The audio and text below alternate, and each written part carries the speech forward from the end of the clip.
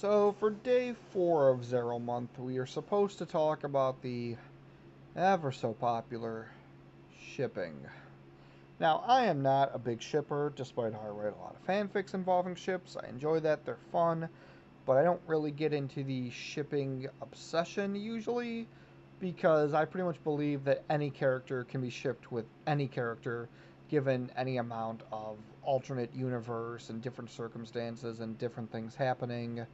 And I'm also extremely non-monogamous. I don't like how monogamous shipping leads to like wars and stuff about this ship versus that ship and all that. So I am not a hardcore shipper, but there are some ships that I do like and enjoy. So I figured, I'm going to list through some non-monogamous ships that involve 3 or more characters, because I want them to get more attention and love and respect. So I'm going to talk about that.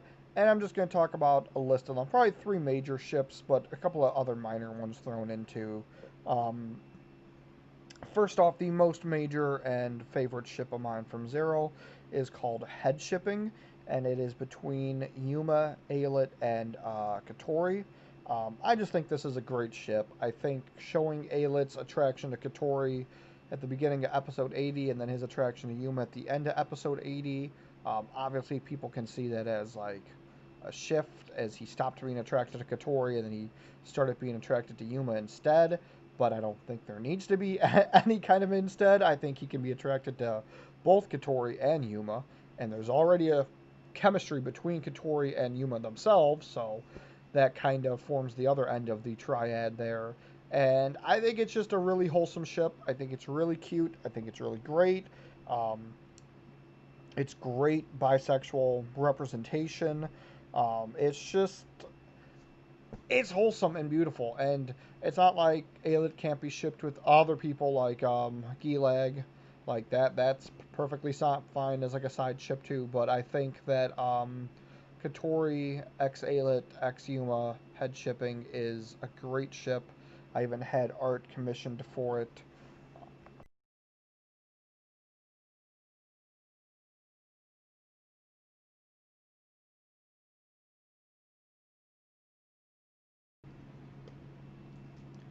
Some other ships I like to go off of the Yuma Katori ship doing a pivot. I'm really a big fan of Katori x Yuma x Kathy.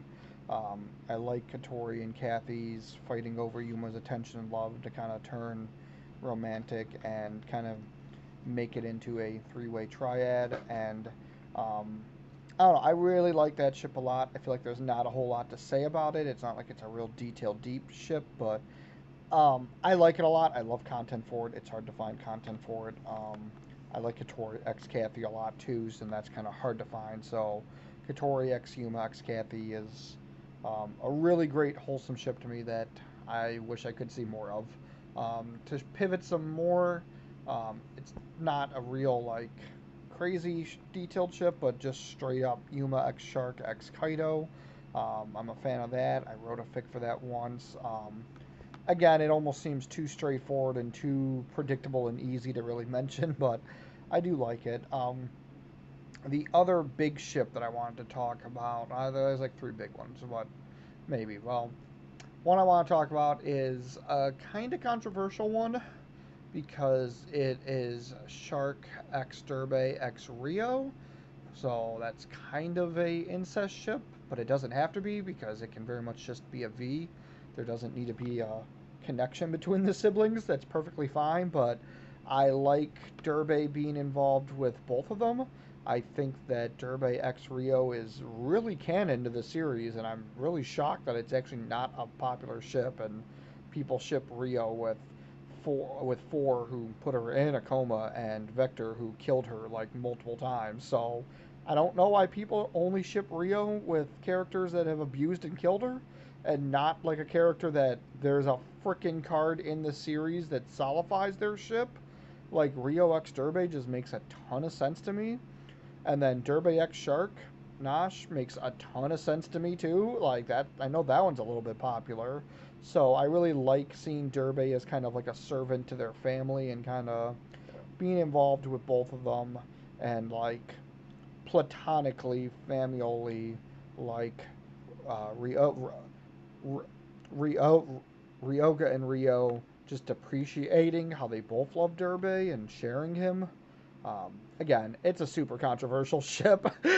Maybe shit like Game of Thrones and stuff makes it less controversial, but I know it's kind of controversial, but I like it. I think there's ways to make it like wholesome and not like creepy, disgusting, like incesty. So I just want to say that I like that ship a lot and no one else likes it.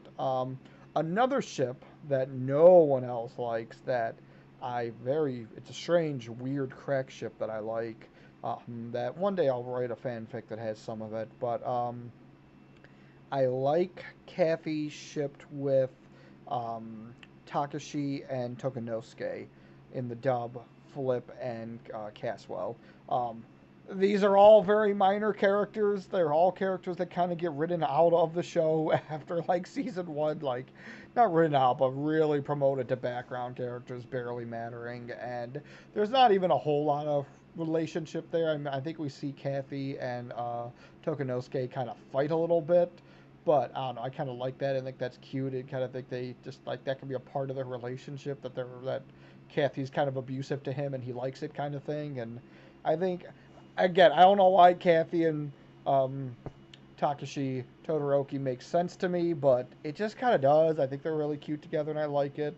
So I think just that part of the Numbers Club having its own like ship to themselves as like knowing they're not the main characters is really cute. I wouldn't include Tetsuo slash Bronk. I feel he's a little bit more off to the side. He has enough stuff going on with his ships, but those three characters, very underrated background characters. For some reason, I like seeing them together in a triad, and I think it's really cute and sweet, and I'm pretty sure no one else in the world ships it. So these have been some of my crazy crack ships. Let me know if you like any ships, especially ships that involve more than two people, and especially crack ships. I think crack ships are really fun. I like when people take characters that had no on-screen chemistry and find reasons for why they should be hooked up. I think that's kind of a fun and amusing task. So, like, nothing against popular ships that are really pushed and promoted in the show. Those are fine. It's just like those get a lot of love. Like, I like to see some of the ships that are just kind of more off the wall and